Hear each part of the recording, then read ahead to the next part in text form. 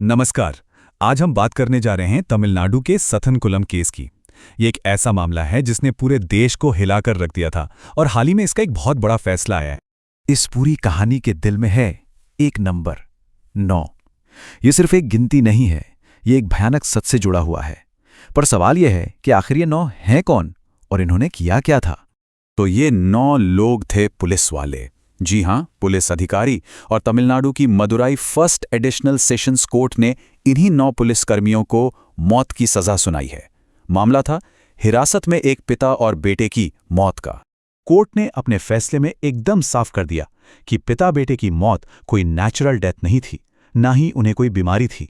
Court ने माना कि उनकी मौत की सिर्फ और सिर्फ एक वजह थी, पुलिस कस्टडी में हुई बेइंतहा क्रूरता।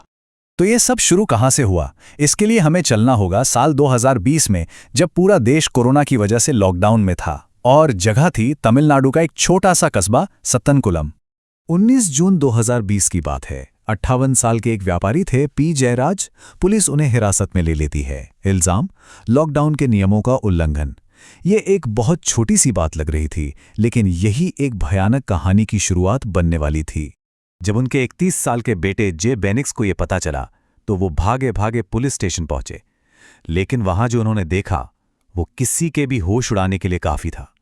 पुलिस उनके पिता को बेरहमी से पीट रही थी और जब बेनिक्स ने अपने पिता को बचाने की कोशिश की तो पुलिस ने उन्हें भी पकड़कर हिरासत में डाल दिया।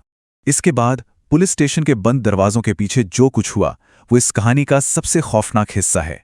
और ये सच्चाई दुनिया के सामने आई सेंट्रल ब्यूरो ऑफ इन्वेस्टिगेशन यानी सीबीआई की रिपोर्ट से। सीबीआई की चार्जशीट की बस एक लाइन ही पूरी कहानी बयां कर देती है। लाइन थी, उन्हें सबक सिखाने के लिए पीटा गया था कि पुलिस के सामने कैसे पेश आते हैं। मतलब ये सिर्फ गुस्सा नहीं था, ये ताकत का एक बेहद क्रूर प्रदर्शन था। ये क्रूरता पूरी तरह से सोची समझी थी। देखिए कैसे। पहले पिता बेटे को घंटों तक लाठियों से पीटा गया। मारपीट के दौरान उन्हें अपमानित करने के लिए उनके कपड़े उतार दिए गए और जो सबसे अमानवीय था, उन्हें फर्श पर फैले अपने ही खून को साफ करने के लिए मजबूर किया गया। और बाद में सबूत मिटाने के लिए खून से सने कपड़ों को एक अस्पताल के डस्टबिन में फेंक दिया गया। और जरा इस बात पे गौर कीजिए, पुलिस ने स्टेशन के बाहर इंतजार कर रहे रिश्तेदारों से गहरे रंग के कपड़े लाने को कहा। क्यों? ताकि जब जयराज और बेनिक्स को बाहर लाया जाए तो कपड़ों पर लगे खून के धब्बे दिखाई न दें। ये साफ दिखाता है कि पुलिस वाले शुरू से ही अपना जुर्म छिपाने की कोशिश में लगे थे।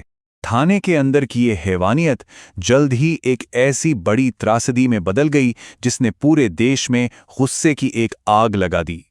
22 जून को बहुत ज्यादा खून बहने की वजह से जे बेनिक्स की मौत हो गई और ठीक अगले ही दिन 23 जून को उनके पिता पी जयराज ने भी दम तोड़ दिया।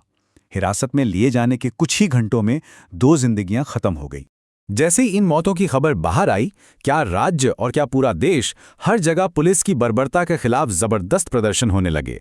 और सच कहें तो लोगों का यही गुस्सा था जिसने इस केस को ठंडे बस्ते में जाने से रोक लिया। जब लोगों का गुस्सा सड़कों पर दिखा तो अधिकारियों पर दबाव बना और उन्हें एक्शन लेना पड़ा। और यहीं से शुरू हुई इंसाफ पाने की एक बहुत लंबी और मुश्किल लड़ाई। चलिए एक नज़र डालते हैं इंसाफ के सफ़र पर। 24 जून 2020 को मद्रास हाई कोर्ट ने खुद इस मामले का संज्ञान लिया। जल्द ही केस सीबीआई को सौंप दिया गया। अगस्त 2020 में 10 आरोपी पुलिस वालों में से एक की कोरोना से मौत हो गई। 25 सितंबर 2020 को सीबीआई ने बाकी बचे 9 अधिकारियों के खिलाफ चार्जशीट फाइल की और फिर सालों के इंतजार के बाद मार्च 2026 में आखिरी फैसला आया। तो सवाल यह है कि सीबीआई ने इस केस को इतना मजबूत कैसे बनाया? उनके पास 3 तरह के ठोस सबूत थे। पहला, डीएनए सैंपल। पुलिस स्टेशन की दीवारों, टॉयलेट और उन लाठियों से मिले खून के धब्बे जयराज और बेनिक्स के डीएनए से मैच हो गए। दूसरा, पोस्टमार्टम रिपोर्ट। इसने साफ कर दिया कि मौत की वजह पिटाई से आई गहरी चोटें थीं। और तीसरा, 50 चश्मदीद गवाह। इन सब ने पुलिस टॉर्चर की कहानी पर मोहर लगा दी। तो चलिए अब इस पूरी बातचीत के सबसे अहम सवाल पर आते हैं। आखिर ये केस इतना जरूरी क्यों है? ये सिर्फ एक केस का फैसला नहीं है, इसके मायने कहीं ज्यादा गहरे हैं। कोर्ट ने पुलिस अधिकारियों को सिर्फ मारपीट का नहीं बल्कि हत्या और सबूत मिटाने का दोषी पाया। ये अपने आप में एक ऐतिहासिक फैसला है, क्योंकि भारत में कस्टडी में होने वाली हिंसा के केस में सजा दिलाना अक्सर बहुत मुश्किल होता है। सबूत नहीं मिलते, गवाह मुकर जाते हैं और केस कमजोर पड़ जाते हैं। लेकिन इस मामले में सीबीआई ने जो सबूत पेश किए, उन्होंने इसे एक मिसाल बना दिया।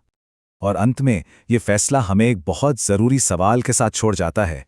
पुलिस की बर्बरता और उनकी जवाबदेही तय करने की लड़ाई को लेकर ये फैसला क्या संदेश देता है? ये एक ऐसा सवाल है जिस पर हम सबको सोचना चाहिए।